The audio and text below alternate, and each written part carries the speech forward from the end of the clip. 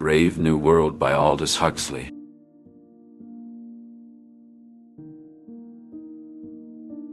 Conformity and Desire.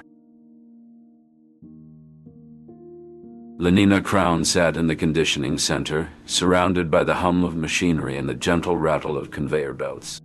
The air was thick with the scent of sterilized equipment and the faint tang of electric shocks. Rows of identical workers in white uniforms stretched out before her, their faces blank and expressionless. Lenina's gaze wandered over them, her eyes feeling like they were stuck in a sea of monotony. She sighed, a soft sound that seemed to get lost in the din of activity. "Henry," she called out, her voice barely above a whisper. "Do you ever feel like something's missing?" Henry Foster looked up from his workstation, his expression one of mild surprise. "Missing? Lenina, we have everything we need. Stability, community, all the soma we could want." He gestured towards the endless supply of the happiness-inducing drug, his hand moving with a mechanical precision. Lenina's thoughts were interrupted by the arrival of Bernard Marx, who approached with a hesitant step. His eyes darted around the room as if searching for an escape route. "Lenina, I was wondering if you'd like to join me on a trip to the Savage Reservation?" he asked, his voice tinged with an excitement that was foreign to the center's usual monotony. Lenina's eyebrows rose, her curiosity piqued. "The Savage Reservation?" she repeated, her voice laced with a mix of doubt and intrigue. "But Bernard, isn't that place uncivilized?" Bernard nodded, his eyes sparkling with a hint of rebellion. "Perhaps," he admitted, "but perhaps it's the very thing we need. To see life as it is, not as it's made to be." Lenina hesitated, her conditioned instincts clashing with a newfound sense of wonder. Her fingers drummed against her thigh, a staccato beat that betrayed her growing unease. "I suppose it could be interesting," she conceded, her voice a mix of doubt and curiosity. Bernard smiled, a rare expression in their uniform world. His lips curved upwards, revealing a hint of mischief. "It's settled then. Will chapter." The conditioning center hummed with activity, the soft whir of machinery, and the occasional bell ringing in the distance. The air was thick with the scent of cleanliness, a faint hint of disinfectant lingering beneath the surface. Lenina Crown sat at her workstation, her eyes wandering over the rows of identical workers in their crisp white uniforms. Her gaze drifted to the window, where the artificial sun always shone bright, casting an eerie glow over the room. She sighed, a sound that seemed out of place in the synchronized rhythm of the center. "Henry," she called out, her voice barely above a whisper, "do you ever feel like something's missing?" Henry Foster looked up from his workstation, his expression a mask of mild surprise. "Missing? Lenina, we have everything we need. Stability, community, all the soma we could want," he replied. Gesturing towards the endless supply of the happiness-inducing drug. Lenina's eyes narrowed, her brow furrowing in frustration. She felt a twinge of restlessness, a sensation that was both unfamiliar and unsettling. "I know, but don't you ever want something different?" she pressed, her voice laced with a hint of desperation. Henry chuckled, the sound low and smooth. "Why complicate life? Besides, you know what they say, everyone belongs to everyone else." Lenina's thoughts were interrupted by the arrival of Bernard Marx, who approached with a hesitant step. His eyes seemed to hold a spark of excitement, a glint of mischief that was foreign to the center's usual monotony. "Lenina, I was wondering if you'd like to join me on a trip to the Savage Reservation?" he asked, his voice tinged with an enthusiasm that was almost palpable. Lenina's gaze snapped back to Bernard, her curiosity piqued. "The Savage Reservation?" she repeated, her voice laced with a hint of trepidation. "But Bernard, isn't that place uncivilized?" Bernard's smile was a rare sight in their uniform world. "Perhaps," he admitted, "but perhaps it's the very thing we need. To see life as it is, not as it's made to be." Lenina hesitated, her conditioned instincts clashing with a newfound sense of wonder. Her eyes darted towards Henry, who was watching their exchange with a mixture of curiosity and concern. She felt a flutter in her chest, a sensation that was both exhilarating and terrifying. "I suppose it could be interesting," she conceded, her voice a mix of doubt and intrigue. As they parted ways, Lenina felt a shiver run down her spine. Her heart raced with a sense of anticipation, her mind whirling with the possibilities. She couldn't shake the feeling that she was stepping into the unknown, that she was daring to desire something more than the conformity that had always been her reality. Bernard's eyes locked onto hers, a spark of excitement dancing in their depths. "I'll arrange the necessary permits," he said, his voice low and conspiratorial. "We'll leave at the end of the week." Lenina nodded, her heart racing with anticipation. She felt a thrill of excitement, a sense of rebellion that was both exhilarating and terrifying. As she turned back to her workstation, she couldn't shake the feeling that she was walking a thin line, that she was daring to desire something more than the conformity that had always been her reality. Henry's voice interrupted her thoughts, his tone laced with a hint of concern. "Lenina, are you sure this is a good idea?" he asked, his eyes flicking towards Bernard. Lenina hesitated, her conditioned instincts clashing with her newfound sense of wonder. She felt a pang of guilt, a sense of disloyalty towards Henry and the life they had built together. But as she looked at Bernard, she knew that she couldn't turn back now. "I'm sure," she said, her voice firm and resolute. As the day drew to a close, Lenina felt a sense of restlessness, a feeling that she couldn't shake. She knew that she was taking a risk, that she was daring to defy the conventions of their uniform world. But as she looked at Bernard, she knew that it was a risk she was willing to take. The Outsider's Quest. Bernard Marx sat quietly in a crowded room, his eyes scanning the sea of identical faces. He yearned to be different, to break free from the monotony of their society. Lenina Crown, with her lively laughter and sparkling eyes, stood out to him. "Why do you always isolate yourself, Bernard?" Lenina asked, approaching him with a curious expression. I just like to be alone with my thoughts sometimes," Bernard replied softly. Lenina sat beside him. "What occupies your thoughts so often?" "I think about how everyone here is the same," Bernard confessed. "Don't you ever wish to be unique, to experience genuine emotions?" "We have everything we need, Bernard," Lenina replied, her brow furrowed. "Why would we want more?" Bernard shook his head. "Because there's more to life than this.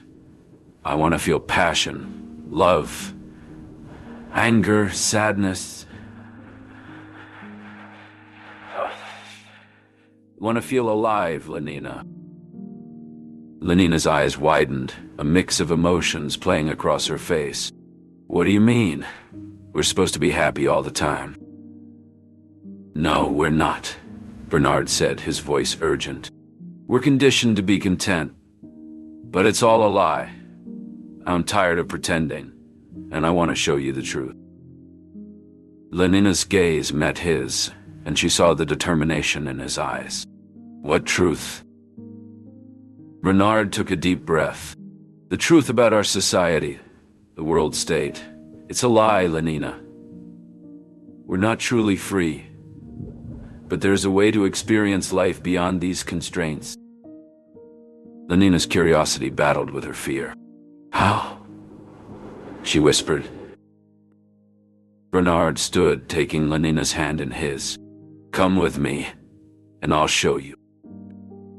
As they walked into the bright sunlight, Bernard's mind raced with thoughts of rebellion and the possibility of a different future. They walked in silence, Bernard's heart pounding in his chest as they approached the outskirts of the city. He stopped in front of a small, unassuming building. "This is it," he said, his eyes locked on Lenina's. "This is where I found the truth." Lenina's brow furrowed. "What truth?" "The truth about our society, about the world state. It's all a lie, Lenina. We're not free, we're conditioned to be happy, to conform. But there's more to life than that. Lenina's eyes widened, a mixture of fear and excitement written across her face. What do you mean? Bernard took a deep breath, the words tumbling out of him like a dam breaking. I mean that we're not supposed to be happy all the time. We're supposed to feel, to experience life in all its beauty and ugliness. And I want to feel it, Lenina. I want to feel alive. Lenina's gaze held his, her eyes sparkling with a newfound understanding. I want to feel alive too, Bernard. A glimpse beyond. Bernard Marx and Lenina Crown stepped off the plane and onto the dusty, sun-baked ground of the Savage Reservation. What's that smell? Lenina asked, wrinkling her nose in distaste. I think it's the smoke from the cooking fires, Bernard replied, consulting the guidebook in his hand. And maybe a bit of sewage. The reservation doesn't have the same amenities as our own society. Lenina shuddered. It's so primitive. As they made their way through the reservation, they encountered people unlike any they had ever seen. Dark-skinned and dressed in loincloths, the savages went about their daily business with a quiet confidence that Bernard and Lenina found both fascinating and intimidating. Look, Bernard, Lenina whispered, tugging on his arm. They're actually touching each other, and they're not even wearing clothes. Bernard chuckled. I know it's quite unorthodox, but we have to remember this is a different culture. They don't have the same taboos as we do. The warden of the reservation, a boisterous man with a loud voice and a commanding presence, greeted them warmly. Welcome, welcome. I'm Warden Fine. I'll be your guide during your stay here. As they walked through the reservation, Warden Fine regaled them with stories of the savages' customs and traditions. Bernard and Lenina listened with rapt attention, their minds reeling with the implications of what they were seeing. You see, they have this concept of family, Warden Fine explained. They actually form bonds with each other and stay together for years. It's quite alien to our own way of life.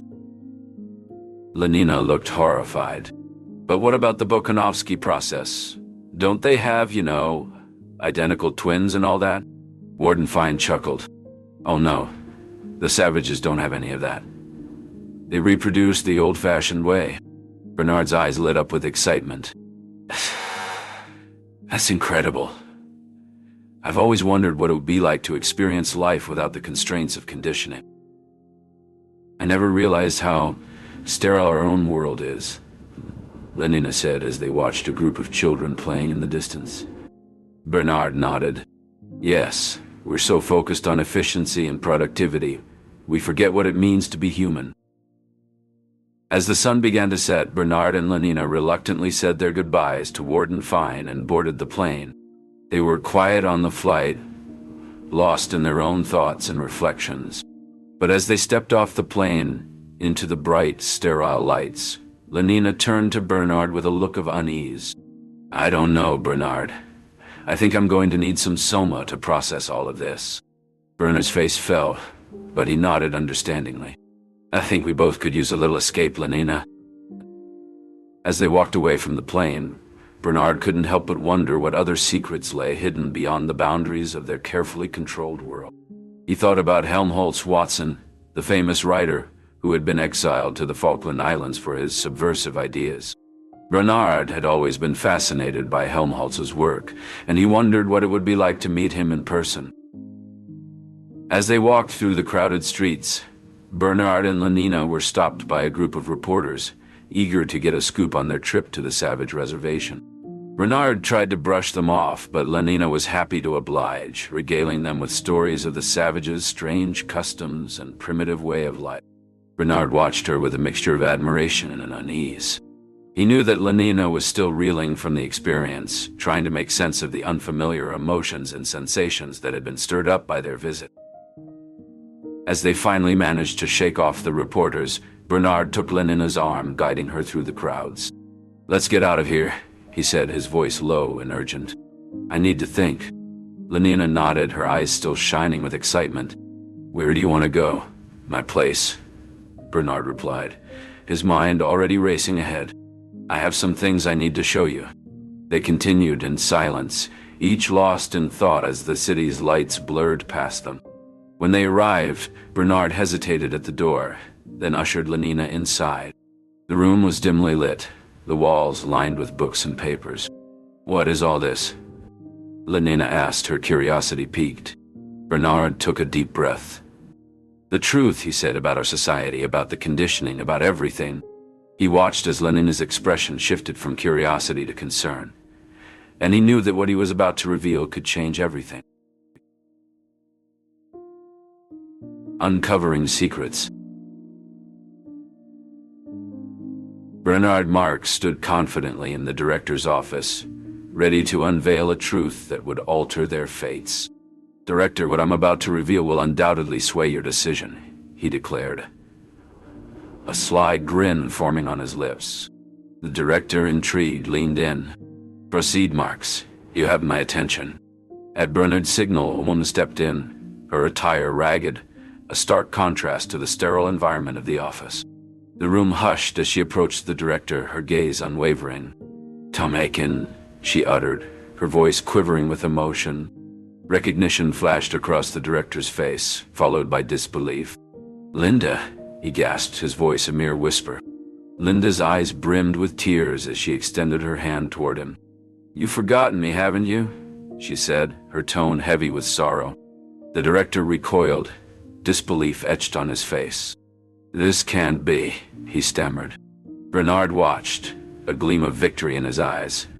"Director, it appears you and this woman share a history that includes a son."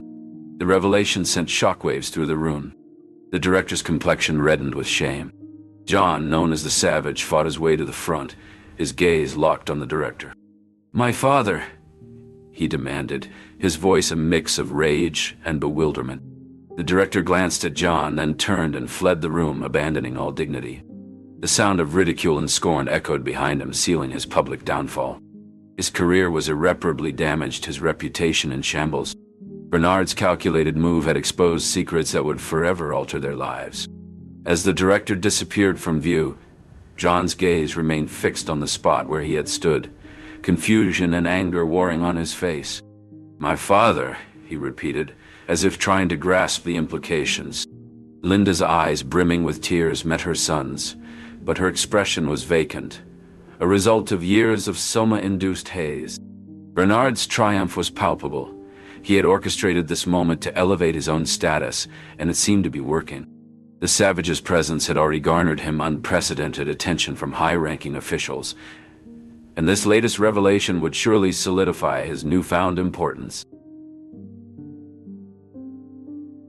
Cultural clash. Lenina Crown stood rigid, her eyes wide as she observed the rituals of the Savage reservation. The air was thick with the scent of burning herbs, and the sound of chanting filled her ears.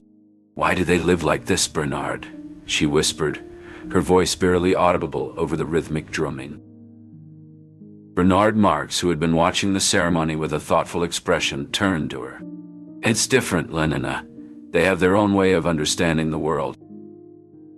Before Bernard could continue, a young man approached them. His skin was painted and his eyes were intense. "You do not understand our ways," he said, his voice strong and clear. "We feel the life in everything." Lenina recoiled slightly. "I don't need to feel pain to know I'm alive." The young man, John, picked up the fallen object and examined it. "This is your cage," he said, tossing it back to her. "You're afraid to truly live." Lenina's face flushed, and she took a step back.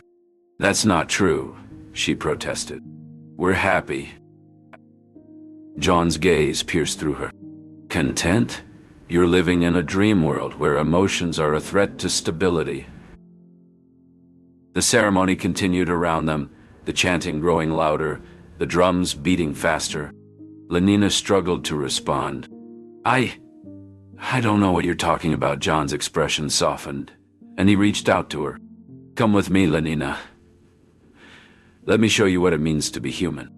Lenina hesitated, her eyes locked on John's, and for a moment, there was a flicker of doubt. But then she shook her head, her resolve returning. "No, I don't think so, she said, her voice steady. I have what I need. John's face fell, and he turned away, blending into the crowd. Lenina watched him go, a myriad of emotions crossing her face. Bernard, let's go, she said, her voice firm. I've seen enough. As they walked away, Bernard watched Lenina closely, pondering the complex layers of her reaction. Grief and fury. The sterile white walls of the hospital ward seemed to close in on John as he stood by Linda's bedside, her breath shallow and labored. Nurse Rachel, a young woman with a stern expression and a clipboard clutched to her chest, watched with a detachment that only added to the sense of sterility. Mother, John whispered, his voice trembling with a mix of hope and despair. It's me, John. Linda turned her head slowly, her eyes meeting his. For a moment, there was a flicker of recognition, a ghost of a smile on her lips, but it vanished as quickly as it came, replaced by confusion and fear. Poppy, she murmured, mistaking John for a figure from her past. Is that you, Poppy? John's heart sank. The disconnect between them was a chasm too wide to bridge. He reached out, gently shaking her. No, Mother, it's John, your son. Nurse Rachel stepped forward, her voice devoid of emotion. Please, sir, you're disturbing the other patients. But John barely heard her. His world had narrowed to the fading light in his mother's eyes. Mother, please, he pleaded, his desperation growing. Remember me. Linda's breathing hitched, her body tensing. No, no, she gasped, fear creeping into her voice. Not Poppy, not again. And then, with a final shuddering breath, Linda was gone. John's knees buckled, and he fell to the floor, his sobs echoing through the ward. Nurse Rachel's expression softened for a moment, but her words remained hollow. I'm sorry, sir, but you must calm down. Think of the others. John looked up at her, his tear-streaked face twisted in anguish. He felt the weight of his grief crushing him, suffocating him. He reached out, grasping for something, anything to hold on to. But there was nothing. His mother was gone, and he was left alone, consumed by a sense of helplessness and frustration. Suddenly, his grief surged into fury. He stood, his fists clenched at his sides. The others, he spat, his voice rising in indignation. What about her? What about my mother? He turned back to his mother's lifeless body, his tears falling onto her pale skin. He stroked her hair, his fingers trembling with rage and sorrow. With a sudden surge of adrenaline, John pushed past Nurse Rachel and the guards, who had arrived and stormed out of the ward, leaving behind the sterile, soulless world that had taken his mother from him. Rebellion and suppression. John stood resolute, his actions at the Soma distribution a silent testament to his inner turmoil. Mustafa Mond, observing the scene, understood the implications but remained outwardly unperturbed. The choice is yours, John, he said quietly. But remember, every choice has its end. John, with nothing more to say, turned away, leaving the Soma untouched on the ground. The moment was brief, but the message clear. He would walk his path, regardless of its solitude. And on that surprise, the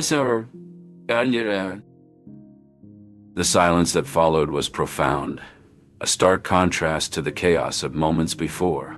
Mustafa Mond watched as John disappeared into the crowd, a lone figure retreating from the world he could not change.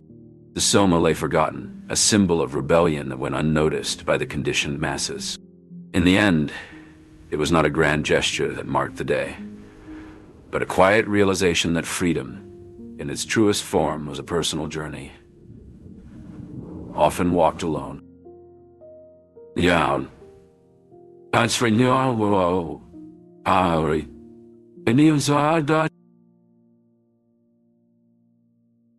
Tragic downfall.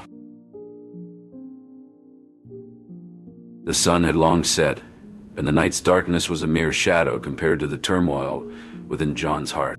The relentless hum of the city in the distance was a constant reminder of the life he had rejected.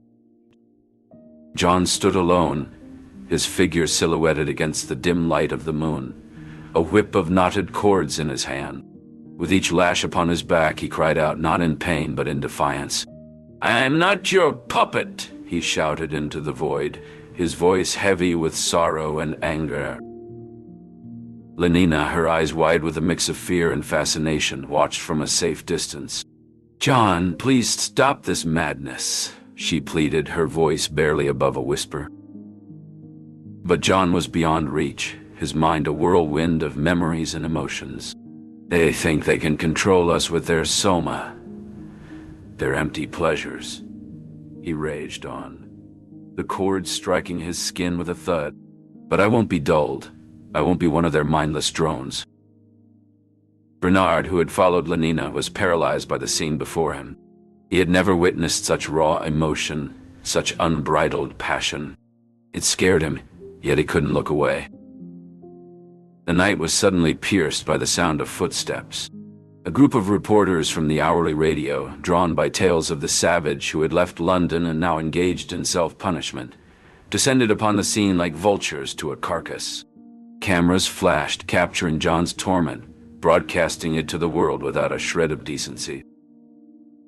"Look at what they've reduced me to," John whispered, his voice breaking as he dropped the whip. "A spectacle for their amusement." Lenina stepped forward, her heart aching. "John, let me help you," she said, reaching out to him. But it was too late. The